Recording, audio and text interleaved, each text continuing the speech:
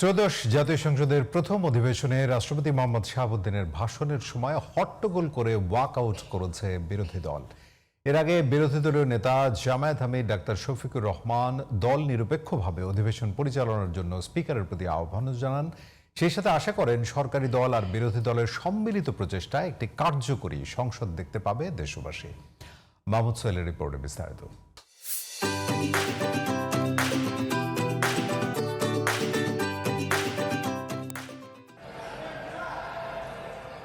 ফ্যাসিবাদের সহযোগী অভিযোগ এনে সংসদে রাষ্ট্রপতির ভাষণের বিরোধিতা করে সংসদ অধিবেশন থেকে ওয়াকআউট করে প্রধান বিরোধী দল বাংলাদেশ জামাত ইসলামী।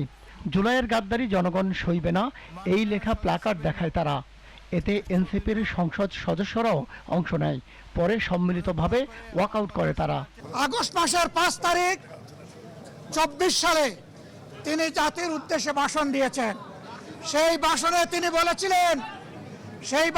তিনি বলেছিলেন যে তৎকালীন ফ্যাসিস্ট প্রধানমন্ত্রী পদত্যাগ করেছেন এবং তিনি তা মঞ্জুর করেছেন। পরবর্তী পর্যায়ে আপনারা দেখেছেন দুইটা মিডিয়ার সাথে সাক্ষাৎকার দিতে গিয়ে তিনি তা অস্বীকার করেছেন, নতুন গল্প সামনে নিয়ে এসেছেন। তিনি জাতির সামনে মিথ্যাবাদী হিসাবে সাব্যস্ত হয়েছেন। দেশের প্রেসিডেন্ট মিথ্যাবাদী সাব্যস্ত হওয়ার পরে প্রেসিডেন্ট হিসাবে তার আর কোনো নৈতিক অধিকার থাকে না। এর আগে সকালে অধিবেশনের শুরুতেই সভাপতি নির্বাচন করা হয় ডক্টর খন্দকার মোশাররফ হোসেনকে।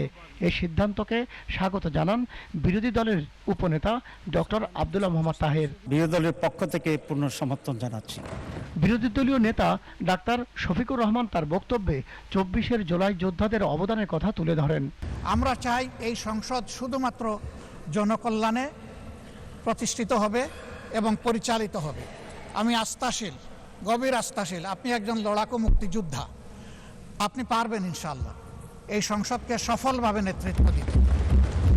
আমরা আপনার সঙ্গত প্রত্যেকটি বিষয়ে কথা দিচ্ছি, আমরা আপনাকে সমর্থন দিব, সহযোগিতা দিব, আপনার জন্য দোয়া করব। আমরা আপনার কাছ থেকে শুধু ইনসাফ আশা করব। বক্তব্য রাখেন বিরোধী দলের চিফ হুইপ নাহিদ ইসলাম। বৈষম্য বিরোধী ছাত্র আন্দোলনের নেতৃত্বে অংশ নিয়েছিল ছাত্র, শ্রমিক, কৃষক, শিক্ষক, অভিভাবক, সাংস্কৃতিক কর্মী, আলেম সমাজ, তরুণ সেনা অফিসার ও সৈনিকগণ ও প্রবাসী বাংলাদেশি ভাই ও বোনেরা। আন্দোলনে প্রাইভেট বিশ্ববিদ্যালয়, মাদ্রাসা ও স্কুল কলেজের ছাত্রছাত্রীদের ভূমিকা ছিল তাৎপর্যপূর্ণ।